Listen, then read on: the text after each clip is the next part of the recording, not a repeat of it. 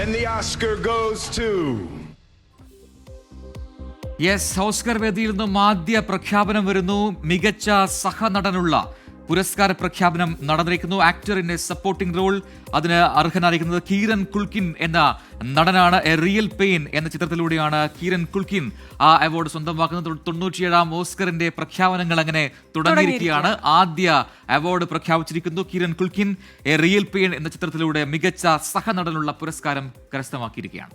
അതെ, അപ്പോൾ നമുക്ക് ഓസ്കാർ പുരസ്കാര വേദിയിൽ നിന്ന് ലോസ് ആഞ്ചലസിലെ ഡോൾബി തിയേറ്ററിൽ നിന്ന് കുറച്ച് സമയത്തേക്ക് കേരളത്തിലേക്ക് വരണം. കേരളത്തിലുള്ള മറ്റു വാർത്തകൾ കൂടി നമ്മുടെ പ്രേക്ഷകർ ആവശ്യപ്പെടുന്നുണ്ട്. അതുകൊണ്ട് തന്നെ ആദ്യം നമ്മൾ പോകുന്നത് പത്തനംതിട്ടയിലേക്കാണ്. പത്തനംതിട്ട കൂടലിൽ ഭാര്യയെയും ആൺസുഹൃത്തിനെയും ഭർത്താവ് വെട്ടിക്കൊലപ്പെടുത്തിയെന്ന വാർത്തയാണ് വരുന്നത്.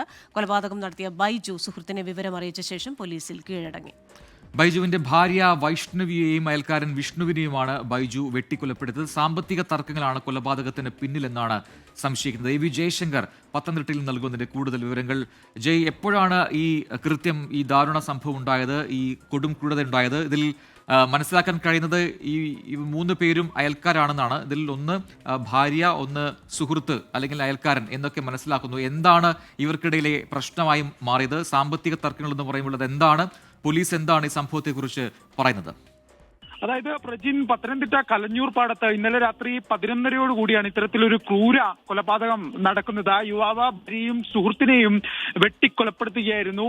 വൈഷ്ണവി, അയൽവാസിയായ വിഷ്ണു എന്നിവരാണ് കൊല്ലപ്പെട്ടത്. വിഷ്ണു ഈ കൊലപാതകം നടത്തിയ ശേഷം സുഹൃത്തിനെ വിളിച്ചറിയിക്കുകയും പിന്നീട് പോലീസിൽ കീഴടങ്ങുകയും ചെയ്തു. എന്തായാലും ഈ ഭർത്താവ് ബൈജു നിലവിൽ പോലീസ് കസ്റ്റഡിയിലാണ്, കൂടൽ പോലീസിന്റെ കസ്റ്റഡിയിലാണ്. അയൽവാസിയായ വിഷ്ണുവിന്റെ വീട്ടിൽ വെച്ചായിരുന്നു കൊലപാതകം നടന്നത്. ഈ വിഷ്ണുവിന്റെ വാടക വീടാണ്. ഈ വീട്ടിൽ ബൈജുവും ഭാര്യ വൈഷ്ണവിയും എത്തുകയും ഇവർ തമ്മിൽ തർക്കമുണ്ടാവുന്നു. പിന്നീടാണ് ഇത്തരത്തിൽ ക്രൂര കൊലപാതകത്തിലേക്ക് നയിച്ചത്. എന്തായാലും വിഷ്ണുവിന്റെ തലയിൽ 8ഓളം വെട്ടുണ്ടെന്നാണ് പ്രാഥമികമായി ആശുപത്രിയിൽ നിന്നും മറ്റും നമുക്ക് ലഭിക്കുന്ന വിവരം. ഈ ഇരുവരുടെയും, ഈ വൈഷ്ണവിയുടെയും അയൽവാസി വിഷ്ണുവിന്റെയും മൃതദേഹങ്ങൾ നിലവിൽ പത്തനംതിട്ട ജനറൽ ആശുപത്രിയിലാണ് സൂക്ഷിച്ചിരിക്കുന്നത്. ഇന്നലെ രാത്രിയോടുകൂടി തന്നെ ഈ മൃതദേഹം ഇങ്ങോട്ട് എത്തിക്കുകയും ചെയ്തു. ആശുപത്രിയിൽ എത്തുന്ന സമയത്ത് തന്നെ ഇരുവരും മരണപ്പെടുന്ന ഒരു സാഹചര്യം ഉണ്ടായി. ഈ വിഷ്ണുവും ബൈജുവും ഒരുമിച്ച് പഠിച്ചവരാണ്, സുഹൃത്തുക്കളായിരുന്നു, അയൽവാസികളാണ്. പക്ഷെ എന്നിട്ടും ഇത്തരത്തിലൊരു ക്രൂര കൊലപാതകത്തിലേക്ക് നയിച്ചത് എന്നതിനെ സംബന്ധിച്ച് പോലീസിന്റെ അന്വേഷണം പുരോഗമിക്കുകയാണ്. പ്രാഥമികമായി സാമ്പത്തിക തർക്കങ്ങൾ എന്നാണ് ഇതുമായി ബന്ധപ്പെട്ട് പറയുന്നതായും. കൊലപാതകം നടത്തിയ ശേഷം ബൈജു പോലീസ് സ്റ്റേഷനിലെത്തി കീഴടങ്ങുന്ന ഒരു സാഹചര്യമാണ് ഉണ്ടായത്. വിളിച്ചറിയിച്ചു ഇത്തരത്തിൽ കൊലപാതകം നടത്തിയ കാര്യം. പിന്നീട് പോലീസിന് കീഴടങ്ങുന്ന സാഹചര്യമാണ് ഉണ്ടായത്. എന്തായാലും ബൈജുവിനെ നിലവിൽ പോലീസ് കസ്റ്റഡിയിൽ എടുത്തിട്ടുണ്ട്. ചോദ്യം ചെയ്യൽ ഉൾപ്പെടെ വിശദമായി നടക്കുകയാണ്. ഈ കൊലപാതകത്തിലേക്ക്, ക്രൂര കൊലപാതകത്തിലേക്ക് നയിച്ച കാരണങ്ങളെ സംബന്ധിച്ച് ഉൾപ്പെടെയുള്ള വിവരങ്ങൾ ഇനിയും പുറത്തു വരേണ്ടതുണ്ട്. എന്തായാലും നിലവിൽ കൂടൽ പോലീസിന്റെ കസ്റ്റഡിയിലാണ്. പോലീസ് രാവിലെ സ്ഥലത്തെത്തി തെളിവെടുപ്പ് ഉൾപ്പെടെയുള്ള കാര്യങ്ങൾ നടത്തുമെന്നാണ് നമ്മൾ മനസ്സിലാക്കുന്നത്. വലിയ ക്രൂര കൊലപാതകമാണ്. ഭാര്യയ്ക്കും ഒപ്പം തന്നെ അയൽവാസിയായ സുഹൃത്തിന് നേരെയും വലിയ തോതിൽ ഉള്ള ഒരു ക്രൂരതയാണ് ഈ ബൈജുവിന്റെ ഭാഗത്തുനിന്നുണ്ടായിരിക്കുന്നത്. 5ലധികം വെട്ടുകൾ ഈ ഭാര്യയ്ക്കുണ്ടെന്നും ഭാര്യ വൈഷ്ണവിക്കുണ്ടെന്നാണ് നമ്മൾ മനസ്സിലാക്കുന്നത്. ഇരുവരുടെയും മൃതദേഹം നിലവിൽ പത്തനംതിട്ടയിലെ ജനറൽ ആശുപത്രിയിലാണ് സൂക്ഷിച്ചിരിക്കുന്നത്. ഇന്നലെ രാത്രി വലിയ സുഹൃത്തുക്കളുടെ ഉൾപ്പെടെ ഇരുവരുടെയും സുഹൃത്തുക്കളുടെ സംഘം ഉൾപ്പെടെ ആശുപത്രി പരിസരത്തുണ്ടായിരുന്നു. അടൂർ ഡിവൈഎസ്പി ഉൾപ്പെടെയുള്ള ആളുകൾ ആശുപത്രിയിൽ എത്തി ഇതുമായി ബന്ധപ്പെട്ട പരിശോധനകൾ നടത്തുകയും ചെയ്തു. എന്തായാലും കോന്നി ഡിവൈഎസ്പി ആണ് ഇതുമായി ബന്ധപ്പെട്ട അന്വേഷണ ഉദ്യോഗസ്ഥൻ എന്തായാലും ആകുക. എന്തായാലും ഇതുമായി ബന്ധപ്പെട്ട പരിശോധനകൾ പോലീസിന്റെ ഭാഗത്ത് ആരംഭിച്ചു. ഈ ബൈജുവിനെ വിശദമായി ചോദ്യം ചെയ്യാനാണ് പോലീസിന്റെ തീരുമാനം. ഈ എന്തിന് ഇത്രയും ഒരു ക്രൂര കൊലപാതകത്തിലേക്ക് നയിച്ചു എന്ന കാര്യം സംബന്ധിച്ച് ഇനി ഉത്തരം പറയേണ്ടത് ബൈജു ആണ്. അത് ബൈജുവിനെ വിശദമായി ചോദ്യം ചെയ്യുന്ന ഒരു ഘട്ടത്തിലായിരിക്കും ഇതിന്റെ കൂടുതൽ വിവരങ്ങൾ എന്തായാലും വരിക. നാട് തന്നെ ഇത്തരം ഒരു ക്രൂര കൊലപാതകത്തിൽ ഞെട്ടി നിൽക്കുന്ന ഒരു സാഹചര്യമാണ് പ്രജിൻ നിലവിലുള്ളത്. എ വി ജയശങ്കറാണ് വിശദാംശങ്ങൾ നൽകിയത്. പത്തനംതിട്ടയിലാണ് ഈ ക്രൂര കൊലപാതകം ഉണ്ടായത്. ഇത്തരം കൊലപാതക വാർത്തകൾ ഒന്നിനു പിറകെ ഒന്നായി കേരളത്തിന്റെ പല ഭാഗങ്ങളിൽ ഉണ്ടാകുന്നു എന്നുള്ളതാണ്. ഇതിപ്പോൾ ഇരട്ട കൊലപാതകമാണ് സംഭവിച്ചിരിക്കുന്നത്. സാമ്പത്തിക തർക്കമാണ് ഈ കൊലപാതകത്തിലേക്ക് തന്റെ ഭാര്യയും ഒപ്പം സുഹൃത്തിനെയും കൊലപ്പെടുന്ന രീതിയിലേക്ക് മാറിയത് എന്നാണ് പോലീസ് ഇപ്പോൾ വ്യക്തമാക്കിയിരിക്കുന്നത്. ഇനി സ്വകാര്യ സർവകലാശാല ബിൽ ഇന്ന് നിയമസഭയിൽ അവതരിപ്പിക്കുമെന്ന വാർത്തയിലേക്കാണ് നമ്മൾ പോകുന്നത്. സ്വകാര്യ സർവകലാശാല ബിൽ സെലക്ട് കമ്മിറ്റിക്ക് വിടണമെന്നാണ് പ്രതിപക്ഷത്തിന്റെ ആവശ്യം. മന്ത്രിസഭാ യോഗത്തിൽ സ്വകാര്യ സർവകലാശാല ബില്ലിനെ എതിർത്ത CPIയുടെ നിയമസഭയിലെ നിലപാട് എന്തായാലും ആകാംക്ഷയായി മാറുന്നുണ്ട്. അതേസമയം സർവകലാശാല ഭേദഗതി ബില്ലിന് ഗവർണർ അനുമതി നൽകിയിട്ടില്ല. സർവകലാശാല ഭേദഗതി ബില്ലിൽ ഉന്നത വിദ്യാഭ്യാസ മന്ത്രി ആർ ബിന്ദുവിന് വ്യക്തിപരമായി ഗുണമുണ്ടാകുന്ന വകുപ്പുകൾ ചേർക്കുന്നു എന്ന ആരോപണം ഉയർന്നിട്ടുണ്ട്. സംസ്ഥാനത്തെ ലഹരി ആക്രമണങ്ങളും ആശാ വർക്കേഴ്സ് സമരവും പ്രതിപക്ഷം ഇന്ന് നിയമസഭയിൽ ഉയർത്തും. ആശാ വർക്കേഴ്സിനുള്ള കേന്ദ്രത്തിന്റെ അവഗണന ഭരണപക്ഷം തന്നെ ശ്രദ്ധ ക്ഷണിക്കലായി സഭയിൽ ഉന്നയിക്കുന്നുണ്ട് എന്നുകൂടി അറിയുന്നു. പാലക്കാട് എലപ്പുള്ളിയിലെ മദ്യനിർമ്മാണശാലയ്ക്ക് അനുമതി നൽകിയതുമായി ബന്ധപ്പെട്ട ചോദ്യങ്ങൾ ചോദ്യോത്തരവേളയിൽ ഉൾപ്പെടുത്തിയിട്ടുണ്ട്. ഇനി വീണ്ടും തിരുവനന്തപുരത്തേക്ക് പോയി കഴിഞ്ഞാൽ അവിടെ ഈ സെക്രട്ടേറിയറ്റിന് മുന്നിൽ സമരം ചെയ്യുന്ന ആശാ വർക്കേഴ്സിന്റെ നിയമസഭാ മാർച്ച് ഇന്നാണ്. 5000-ലധികം പേർ ഈ മാർച്ചിൽ പങ്കെടുക്കുമെന്നാണ് ആശാ വർക്കേഴ്സ് അറിയിച്ചിരിക്കുന്നത്. ആശാ വർക്കേഴ്സിന് ഐക്യദാർഢ്യം പ്രഖ്യാപിച്ച് കോൺഗ്രസിന്റെ സെക്രട്ടേറിയറ്റ്, കളക്ടറേറ്റ് മാർച്ചുകളും ഇന്ന് നടക്കും. നിയമസഭ വീണ്ടും സമ്മേളിക്കുന്ന ഇന്ന് രാവിലെ 10:30 നിയമസഭയിലേക്കുള്ള ആശാ വർക്കേഴ്സിന്റെ മാർച്ച്. മഹാസംഗമത്തിൽ പങ്കെടുത്തതിനേക്കാൾ കൂടുതൽ ആശാ വർക്കേഴ്സ് ഇന്നെത്തുമെന്ന് സമരക്കാരുടെ അവകാശവാദം. സെക്രട്ടേറിയറ്റിന് മുൻപിലെ രാപ്പകൽ സമരം 22ാം ദിവസത്തിലേക്ക് എത്തുമ്പോഴാണ് നിയമസഭാ മാർച്ച് സംഘടിപ്പിക്കുന്നത്.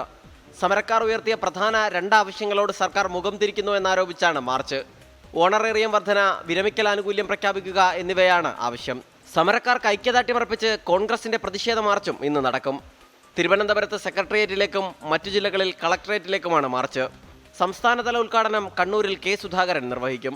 തിരുവനന്തപുരത്ത് മാർച്ചിന്റെ ഉദ്ഘാടനം പ്രതിപക്ഷ നേതാവ് വി ഡി സതീശൻ നിർവഹിക്കും.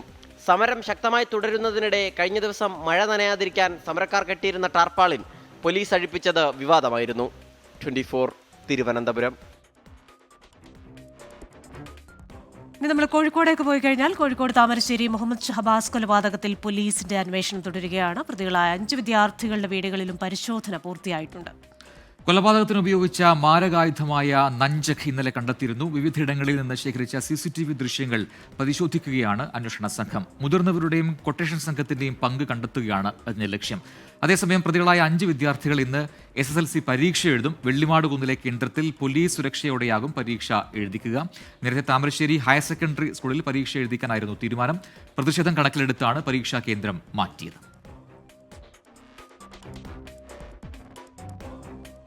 രാവിലെ വരുന്ന ഒക്കെ തന്നെ കൊലപാതക വാർത്തകളാണ്. തിരുവനന്തപുരത്തേക്ക് പോയാൽ വെഞ്ഞാറമൂട് കൂട്ടക്കൊലക്കേസിൽ പ്രതി അഫാനായി പോലീസ് ഇന്ന് കസ്റ്റഡി അപേക്ഷ നൽകും. മെഡിക്കൽ കോളേജിലെ പ്രത്യേക സെല്ലിൽ റിമാൻഡിൽ കഴിയുന്ന പ്രതിയെ ഇന്ന് ജയിലിലേക്ക് മാറ്റിയേക്കും. കേസിൽ പ്രതിയുടെ സാമ്പത്തിക ബാധ്യതയെക്കുറിച്ചുള്ള അന്വേഷണത്തിലാണ് പോലീസ്. പണം കടം കൊടുക്കാനുള്ളവരുടെ പേരെഴുതിയ ഷെമിയുടെ ഡയറി പോലീസിന് കിട്ടിയെന്നാണ് വിവരം. എന്നാൽ ഷെമിയുടെ മൊഴിയെടുക്കാൻ സാധിക്കാത്തത് പോലീസിനെ കുഴപ്പിക്കുന്നുണ്ട്. ഇവരുടെ ബന്ധുക്കളോട് കടം നൽകിയവരെക്കുറിച്ചുള്ള വിവരം പോലീസ് ആരായുന്നുണ്ട്. നിലവിൽ പിതൃമാതാവ് സൽമ ബീവിയെ കൊലപ്പെടുത്തിയ കേസിൽ മാത്രമാണ് അഫാന്റെ അറസ്റ്റ് രേഖപ്പെടുത്തിയിട്ടുള്ളത്. മറ്റ് 4 പേരെ കൊലപ്പെടുത്തിയ കേസിലും ഉമ്മയെ കൊലപ്പെടുത്താൻ ശ്രമിച്ച കേസിലും വെഞ്ഞാറമൂട് പോലീസാണ് തുടർ നടപടി സ്വീകരിക്കേണ്ടത്. കസ്റ്റഡി അപേക്ഷ നൽകുന്നതോടൊപ്പം ഈ കേസിലും അഫാന്റെ അറസ്റ്റ് പോലീസ് രേഖപ്പെടുത്തും. തെളിവെടുപ്പ് അതിനുശേഷമാകും. ഇനി മറ്റൊരു പ്രധാനപ്പെട്ട റിപ്പോർട്ടിലേക്കാണ്. ഒരു രാഷ്ട്രീയ വാർത്തയാണ്. കൊല്ലം സംസ്ഥാന സമ്മേളനത്തോടെ കേരളത്തിലെ CPIM-ൽ സംഭവിക്കാൻ പോകുന്നത് ഒരു തലമുറ മാറ്റമാണ് എന്ന് പറയേണ്ടിയിരിക്കുന്നു. കാരണം മുതിർന്ന നേതാക്കൾ കളമൊഴിയുന്ന സമ്മേളനത്തിൽ പുതിയ നേതൃനിര കടന്നുവരാൻ പോവുകയാണ്. ഇതോടെ എറണാകുളം സമ്മേളനത്തിൽ തുടങ്ങിവെച്ച മാറ്റം ഏതാണ്ട് പൂർണ്ണമാകും. കണ്ണൂരിൽ നിന്ന് P ജയരാജൻ സംസ്ഥാന സെക്രട്ടേറിയറ്റിലേക്ക് എത്തുമോ എന്നതാണ് പ്രധാന ചോദ്യം. 75 വയസ്സ് പ്രായപരിധി ആദ്യമായി നടപ്പിലാക്കിയ എറണാകുളം സംസ്ഥാന സമ്മേളനത്തോടെയാണ് CPIM സംസ്ഥാന ഘടകത്തിൽ തലമുറ മാറ്റത്തിന് തുടക്കമായത്. സംസ്ഥാന സെക്രട്ടറിയിൽ നിന്ന് 3 പേരും സംസ്ഥാന സമിതിയിൽ നിന്ന് 4 പേരും ഇത്തവണ പ്രായപരിധിയിൽ ഒഴിയുന്നുണ്ട്. ഇതുകൂടാതെ 3 നേതാക്കൾ മരിച്ച ഒഴിവുമുണ്ട്. ആരോഗ്യ കാരണങ്ങളും പ്രവർത്തനവും വിലയിരുത്തി 3-4 പേരെ ഒഴിവാക്കാനും സാധ്യതയുണ്ട്. അങ്ങനെ വരുമ്പോൾ കൊല്ലത്തും ഗണ്യമായ തോതിൽ പുതിയ നേതാക്കളുടെ കടന്നുവരവിന് കളമൊരുങ്ങും. AK ബാലനും PK ശ്രീമതിയും ആനാവൂർ നാഗപ്പനും ഒഴിയുമ്പോൾ സംസ്ഥാന സെക്രട്ടേറിയറ്റിലേക്ക് കുറഞ്ഞത് 3 പേരെങ്കിലും പുതുതായി എത്തും. മന്ത്രി MB രാജേഷാണ് സെക്രട്ടേറിയറ്റിലേക്ക് പരിഗണിക്കുന്ന പ്രമുഖൻ. തിരുവനന്തപുരത്ത് നിന്ന് കടകംപള്ളി സുരേന്ദ്രനോ M വിജയകുമാറോ ഡോക്ടർ TN സീമയോ സെക്രട്ടറിയിലെത്താം. സാമൂഹിക ഘടകങ്ങൾ കടകംപള്ളിക്ക് അനുകൂലമാണ്. സീനിയർ നേതാവായ P ജയരാജനെ ഇത്തവണയെങ്കിലും സെക്രട്ടേറിയറ്റിൽ ഉൾപ്പെടുത്തുമെന്നതാണ് ആകാംക്ഷ. കണ്ണൂരിലെ പാർട്ടിയിൽ വലിയ സ്വാധീനമുള്ള P ജയരാജനെ ഒഴിവാക്കുക എളുപ്പമല്ല. അദ്ദേഹത്തെ പരിഗണിക്കാത്ത പക്ഷം P ശശിക്കാണ് സാധ്യത. 3 ടേം പൂർത്തിയാക്കി ജില്ലാ സെക്രട്ടറി പദം ഒഴിഞ്ഞ P മോഹനൻ, KP ഉദയഭാനു എന്നിവരും സെക്രട്ടേറിയറ്റ് അംഗത്വത്തിന് അർഹതയുള്ളവരാണ്. എറണാകുളം ജില്ലാ സെക്രട്ടറി CN മോഹനെയും സെക്രട്ടറിയിലേക്ക് പരിഗണിക്കാൻ സാധ്യതയുണ്ട്. PK ശ്രീമതിയുടെ ഒഴിവിൽ CS സുജാതയോ KK ശൈലജയോ സെക്രട്ടേറിയറ്റ് അംഗമാകും. മെയ്യിൽ 75 വയസ്സ് തികയുന്ന EP ജയരാജന്റെയും ജൂണിൽ പ്രായപരിധി കിടക്കുന്ന TP രാമകൃഷ്ണന്റെ കാര്യത്തിൽ എന്ത് തീരുമാനമെടുക്കുമെന്നതും ഉറ്റുനോക്കപ്പെടുന്നു. കാസർഗോഡ് ജില്ലാ സെക്രട്ടറി M രാജഗോപാലൻ, തൃശൂർ ജില്ലാ സെക്രട്ടറി KV അബ്ദുൽ ഖാദർ, കോഴിക്കോട് ജില്ലാ സെക്രട്ടറി M മഹബൂബ്, വയനാട് ജില്ലാ സെക്രട്ടറി K റഫീഖ്, മലപ്പുറം ജില്ലാ സെക്രട്ടറി VP അനിൽ എന്നിവർ ഉറപ്പായും സംസ്ഥാന സമിതിയിലെത്തും. DYFI സംസ്ഥാന secretary VK Sanoj, president M Vaseef, മത്സ്യത്തൊഴിലാളി ഫെഡറേഷൻ നേതാവ് PP ചിത്രരഞ്ജൻ, CITU സംസ്ഥാന സെക്രട്ടറി KS സുനിൽകുമാർ എന്നിവരും സംസ്ഥാന സമിതിയിലെത്താൻ സാധ്യതയുള്ളവരാണ്. ആതിഥേയ ജില്ലയായ കൊല്ലത്ത് നിന്ന് M നൌഷാദ് MLA, DYFI സംസ്ഥാന ട്രഷറർ SR അരുൺ ബാബു എന്നിവരും പരിഗണിക്കപ്പെട്ടേക്കും. കരുനാഗപ്പള്ളിയിലെ സംഘടനാ പ്രശ്നങ്ങൾ കണക്കിലെടുത്ത് സൂസൻ കൊടിയെ സംസ്ഥാന സമിതിയിൽ നിന്ന് ഒഴിവാക്കും. R ശ്രീജിത്ത്, 24 തിരുവനന്തപുരം. യെസ്, അപ്പോൾ കൊല്ലത്തെ സംസ്ഥാന സമ്മേളനത്തിൽ CPM ഒരു തലമുറ മാറ്റം എന്ന് പറയുമ്പോൾ ആരൊക്കെയാണ് പുതിയ നേതൃനിര എന്നതിലൊരു ആകാംക്ഷയുണ്ട്. എന്തായാലും 75 വയസ്സെന്ന പ്രായപരിധിയിൽ ആകെ ഇളവുള്ളത് അത് CPM-നകത്ത് രാജ്യത്ത് തന്നെ ആകെ ഇളവുള്ളത് പിണറായി വിജയന് മാത്രമാണ് എന്ന് നേരത്തെ സംസ്ഥാന സെക്രട്ടറി വ്യക്തമാക്കിയതുമാണ്. അപ്പോൾ അതിന് പിന്നാലെ മറ്റുള്ള നേതാക്കൾ ആര് എന്ന് അറിയേണ്ടിയിരിക്കുന്നു. ഇനി നമ്മൾ ഇടുക്കിയിലേക്ക് പോയാൽ ഇടുക്കി വണ്ടിപ്പെരിയാറിൽ ജനവാസ മേഖലയ്ക്ക് സമീപം കടുവയെ കണ്ടതായി നാട്ടുകാർ പറയുന്നുണ്ട്. പോപ്സ് എസ്റ്റേറ്റിന്റെ ഗ്രാമ്പി ഡിവിഷനിലാണ് കടുവയെ കണ്ടത്. രാഹുൽ വിജയൻ ഇടുക്കിയിൽ നിന്ന് അതിന്റെ കൂടുതൽ വിവരങ്ങൾ നൽകാൻ ടെലിഫോൺ ലൈനിൽ ചേരുന്നുണ്ട്. Rahul, good morning. ഇപ്പോൾ രാവിലെ തന്നെ വീണ്ടും ഒരു കടുവയുടെ വാർത്തയാണ്, കടുവ ജനവാസ മേഖലയിലേക്ക് എത്തിയെന്ന വാർത്തയാണ് പങ്കുവെക്കാനുള്ളത്. നമുക്ക് ദൃശ്യങ്ങൾ ഇപ്പോൾ പ്രേക്ഷകർ ഇത് കാണുന്നുണ്ട്. അല്പം ദൃശ്യത്തിൽ വ്യക്തമാണ്, അത് വലിപ്പമുണ്ട്, പക്ഷേ അവശനാണെന്ന് തോന്നുന്നു കടുവ. എന്താണ് നമുക്ക് ലഭിക്കുന്ന വിവരങ്ങൾ?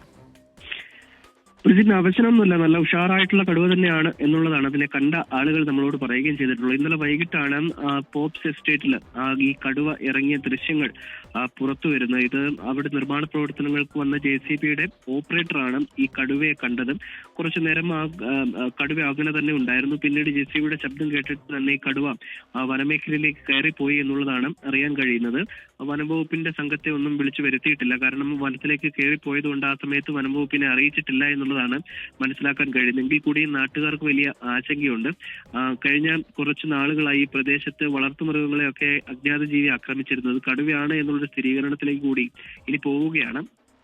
ഇത് പെരിയാർ കടുവ സങ്കേതത്തിൽ നിന്ന് എത്തുന്ന കടുവയാണ് ഈ മേഖലയിൽ എത്തിയത് എന്നുള്ളതാണ് പ്രാഥമിക നിഗമനം. കഴിഞ്ഞ ദിവസം വണ്ടിപ്പെരിയാർ വള്ളക്കടവിലും സമാനമായ രീതിയിൽ ജനവാസ മേഖലയിൽ കടുവ ഇറങ്ങിയിരുന്നു. നാട്ടുകാർക്ക് വലിയ തോതിൽ ആശങ്കയുണ്ട്. അത് പരിഹരിക്കേണ്ടത് വനം വകുപ്പാണ്. അടിയന്തര നടപടി ഉണ്ടാകുമെന്നാണ് നാട്ടുകാർ പ്രതീക്ഷിക്കുന്നത്. ശരി, ഇടുക്കി വണ്ടിപ്പെരിയാറിലാണ് ജനവാസ മേഖലയ്ക്ക് സമീപം ഈ കടുവയെ കണ്ടതായി നാട്ടുകാരുടെ പരാതി. ദൃശ്യങ്ങൾ സഹിതമാണ് ഇപ്പോൾ വാർത്ത പുറത്തു വന്നിരിക്കുന്നത്. ഇന്ന് സംസ്ഥാനത്ത് SSLC ഹയർ സെക്കൻഡറി പരീക്ഷകൾക്ക് തുടക്കമാവുകയാണ്. സംസ്ഥാനത്തൊട്ടാകെ 2964 കേന്ദ്രങ്ങളിലും ലക്ഷദ്വീപിലെ 9 കേന്ദ്രങ്ങളിലും ഗൾഫ് മേഖലയിലെ 3 കേന്ദ്രങ്ങളിലുമായി ആകെ 4,27,021 വിദ്യാർത്ഥികളാണ് റെഗുലർ വിഭാഗത്തിൽ പരീക്ഷ എഴുതുക.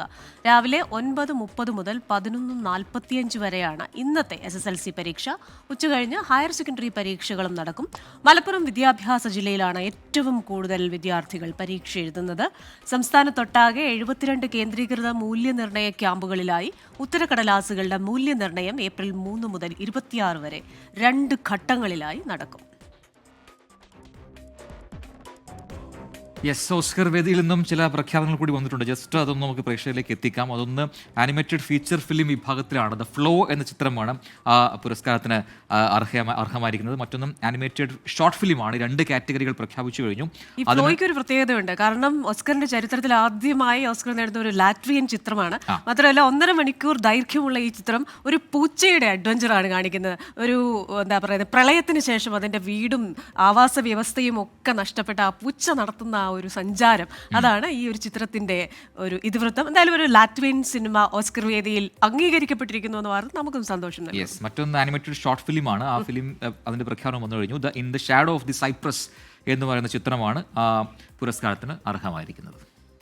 വേഗം നമുക്ക് വീണ്ടും ലോസ് ആഞ്ചലസിൽ നിന്ന് U-ടേൺ എടുത്തിട്ട് ഇസ്രയേലിലേക്ക് പോയി കഴിഞ്ഞാൽ ഇസ്രയേൽ ജോർദാൻ അതിർത്തിയിൽ മലയാളി വെടിയേറ്റ് മരിച്ച സംഭവത്തിൽ വിശദാന്വേഷണത്തിന് പോലീസ് തുമ്പ സ്വദേശി ഗബ്രിയേൽ തോമസ് ആണ് മരിച്ചത്.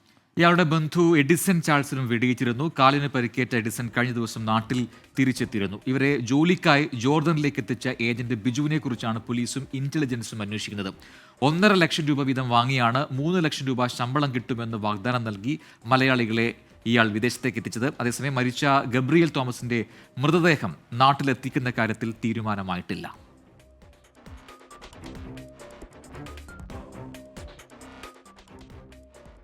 മറ്റു വാർത്തയിലേക്ക് പോയാൽ സൗദി ജയിലിൽ കഴിയുന്ന ഫറൂഖ് സ്വദേശി അബ്ദുറഹീമിന്റെ കേസ് റിയാദിലെ കോടതി ഇന്ന് വീണ്ടും പരിഗണിക്കും. ഇത് 9ാം തവണയാണ് ജയിൽ മോചനവുമായി ബന്ധപ്പെട്ട കേസ് കോടതി പരിഗണിക്കുന്നത്. ഇന്നെങ്കിലും മോചന ഉത്തരവുണ്ടാകുമെന്ന പ്രതീക്ഷയിലാണ് അബ്ദുറഹീമും കുടുംബവും. 18 വർഷമായി സൗദി ജയിലിൽ കഴിയുന്ന ഫറൂഖ് സ്വദേശി അബ്ദുറഹീമിന്റെ കേസ് റിയാദിലെ കോടതി ഇന്ന് വീണ്ടും പരിഗണിക്കുകയാണ്. വധശിക്ഷ റദ്ദാക്കിയ ശേഷം ഇത് 9ാം തവണയാണ് ജയിൽ മോചനവുമായി ബന്ധപ്പെട്ട കേസ് കോടതി പരിഗണിക്കുന്നത്. ഇന്ത്യൻ സമയം ഉച്ചയ്ക്ക് 12:30 ഓൺലൈൻ വഴിയാണ് കോടതി കേസ് പരിഗണിക്കുക. അബ്ദുറഹീമും അഭിഭാഷകനും ഓൺലൈൻ വഴി ഹാജരാകും. കഴിഞ്ഞ 8 തവണയും കേസ് നീട്ടിവച്ചപ്പോൾ അതിനുള്ള കാരണം നിയമസഹായ സമിതിയോ അഭിഭാഷകരോ വിശദീകരിച്ചിട്ടില്ല. അതുകൊണ്ട് തന്നെ മോചനത്തിനുള്ള തടസ്സങ്ങളെല്ലാം നീങ്ങിയോ എന്ന് വ്യക്തമല്ല. ഇന്നെങ്കിലും ജയിൽ മോചന ഉത്തരവുണ്ടാകും എന്ന പ്രതീക്ഷയിലാണ് അബ്ദുറഹീമും കുടുംബവും. സൗദി ബാലൻ കൊല്ലപ്പെട്ട കേസിൽ 2006 ജയിലിലായ അബ്ദുറഹീമിന്റെ വധശിക്ഷ കോടതി റദ്ദാക്കിയത് കഴിഞ്ഞ വർഷം ജൂലൈ 2 മലയാളികൾ സ്വരൂപിച്ചു നൽകിയ 15 മില്യൺ റിയാൽ മോചനദ്രവ്യമായി സൗദി ബാലന്റെ കുടുംബത്തിന് കൈമാറിയ ശേഷമാണ് വധശിക്ഷ റദ്ദാക്കിയത്. 8 മാസത്തോളമായി ജയിൽ മോചനത്തിനുള്ള കാത്തിരിപ്പ് തുടരുകയാണ്. ജലീൽ കണമകലം, 24 ജിദ്ദ. എന്തായാലും ആ കാത്തിരിപ്പ് ഒരുപാട് നീണ്ടിരിക്കുന്നതിനോടകം തന്നെ അപ്പോൾ ഇന്ന് അതിൽ തീരുമാനമുണ്ടാകുമോ, ഉണ്ടാവട്ടെ എന്നാണ് നമ്മളും പ്രതീക്ഷിക്കുന്നത്. സമയം 6 മണി കഴിഞ്ഞ് 19 മിനിറ്റായി. അപ്പോൾ നമ്മൾ ലോസ് ആഞ്ചലസിലെ ഡോൾബി തിയേറ്ററിൽ നിന്നാണ് തുടങ്ങിയത്. അവിടെ പ്രഖ്യാപനങ്ങൾ ആരംഭിച്ചു കഴിഞ്ഞിരിക്കുന്നു. ചില സിനിമകൾ നേട്ടങ്ങൾ ഉണ്ടാക്കിക്കൊണ്ടിരിക്കുന്നു. ഇനി നമുക്ക് എന്താ ചെയ്യാൻ? നമുക്ക് സ്പെഷ്യൽ റിപ്പോർട്ടിലേക്ക് പോകണം. MT വാസുദേവൻ നായരുടെയും നിളയുടെയും അപൂർവ ചിത്രങ്ങൾ കൊണ്ട് ശ്രദ്ധേയമാവുകയാണ് ഉത്തമൻ കാടഞ്ചേരിയുടെ ചിത്ര പ്രദർശനം. തിരൂരിൽ നടക്കുന്ന തുഞ്ചൻ ഉത്സവത്തോടനുബന്ധിച്ചാണ് MTയും നിളയും എന്ന പേരിൽ ഈ ചിത്ര പ്രദർശനം നടക്കുന്നത്. ഏതൊരു മലയാളിക്കും നെഞ്ചിൽ കൈവച്ച് ഞങ്ങളുടേതാണ് എന്ന് പറയാം MTയെയും നിള നദിയെയും. അപൂർവമായ 45ഓളം ചിത്രങ്ങൾ, MT വാസുദേവൻ നായരുടെ വിവിധ ഭാവങ്ങളും നിളാനദി നിറഞ്ഞൊഴുകിയ കാലവും വറ്റി വരണ്ട് കിടക്കുന്ന കാഴ്ചയും അടയാളപ്പെടുത്തുന്നു ഈ ചിത്ര പ്രദർശനം. എടപ്പാൾ സ്വദേശി ഉത്തമൻ കാടഞ്ചേരി പകർത്തിയ ചിത്രങ്ങൾ. തുഞ്ചൻ ഉത്സവത്തോടനുബന്ധിച്ചാണ് പ്രദർശനം. MTയുടെ കുറേ നല്ല ചിത്രങ്ങൾ നിങ്ങളുടെ കയ്യിലുണ്ടല്ലോ, അത് ഇവിടെ എക്സിബിറ്റ് ചെയ്യുകയാണെങ്കിൽ അതൊരു നല്ല കാര്യമാണ്. MTയുടെ ഓർമ്മയാണ് ഈ കൊല്ലത്തെ തുഞ്ചൻ ഉത്സവം. അപ്പോൾ അതിന് നിങ്ങളും കൂടി സഹകരിക്കണം എന്ന് പറഞ്ഞു. MTക്ക് ജ്ഞാനപീഠം ലഭിച്ച ശേഷം ആദ്യ സ്വീകരണ പരിപാടി മുതലുള്ള ബന്ധമാണ് ഉത്തമന്. കുമരനെല്ലൂർ വീട്ടിൽ നിന്നാണ് കൂടുതൽ ചിത്രങ്ങളും പകർത്തിയത്. 42 വർഷമായി ഫോട്ടോഗ്രഫി രംഗത്തുണ്ട് ഇദ്ദേഹം. പ്രദർശനത്തിൽ ഇതിനോടകം തന്നെ 5 ചിത്രങ്ങളുടെ വിൽപ്പനയും നടന്നു.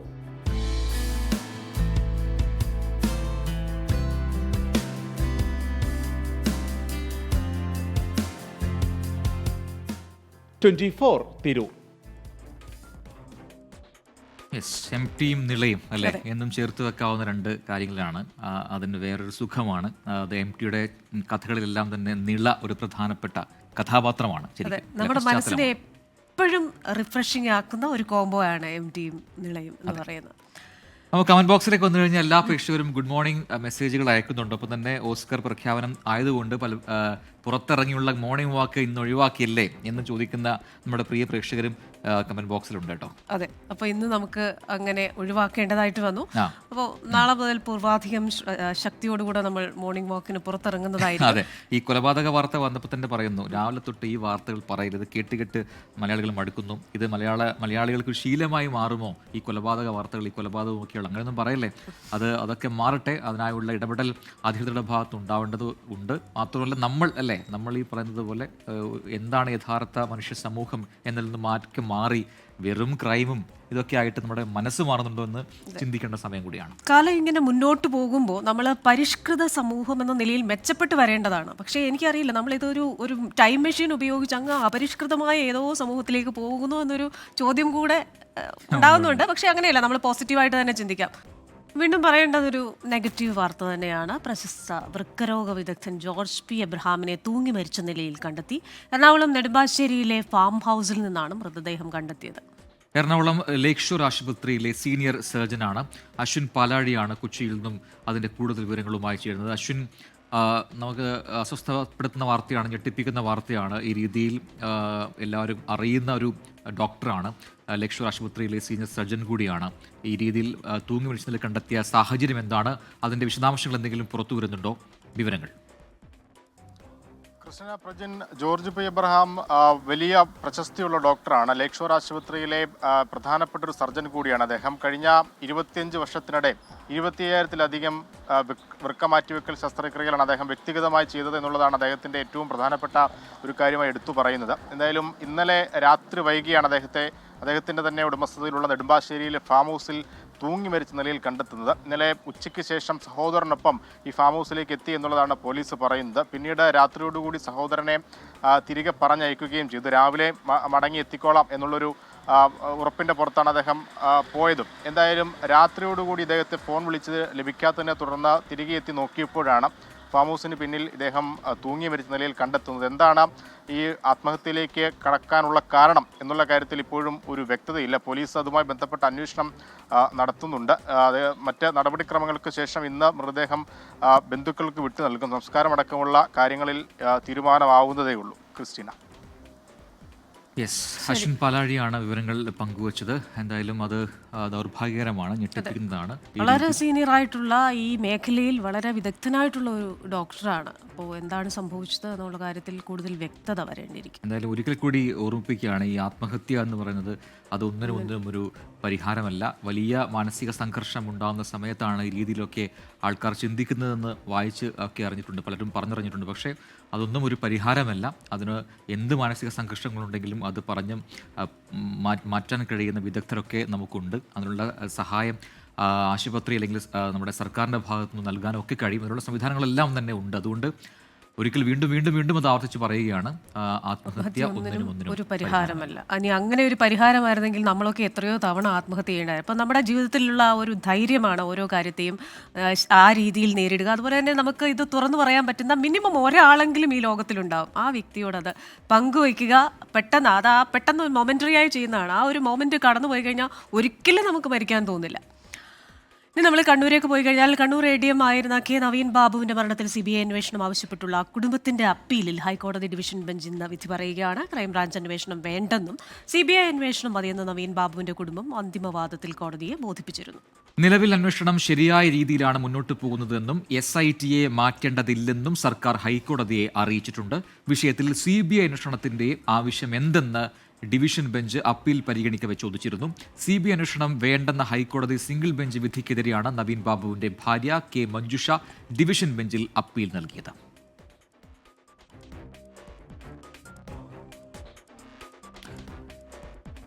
യെസ്, അപ്പോൾ ഇപ്പോൾ സമയം 6 മണി കഴിഞ്ഞ് 27 മിനിറ്റായിട്ടുണ്ട്. ഓസ്കർ വേദിയിൽ എന്താണ് പുതിയ അപ്ഡേറ്റുകൾ എന്ന് പല പ്രേക്ഷകരും ചോദിക്കുന്നുണ്ട്. നമുക്ക് അത്തരം അപ്ഡേറ്റുകൾ ഏറ്റവും ഒടുവിൽ വന്നത് ഈ പറയുന്ന ആനിമേറ്റഡ് ഷോർട്ട് ഫിലിം ആ കാറ്റഗറിയാണ്. അതിൽ in the shadow of the Cyprus എന്ന ഷോർട്ട് ഫിലിമാണ് അവാർഡിന് അർഹമായിരിക്കുന്നത്. പുതിയ പ്രഖ്യാപനങ്ങൾ വരുന്നേ ഉള്ളൂ.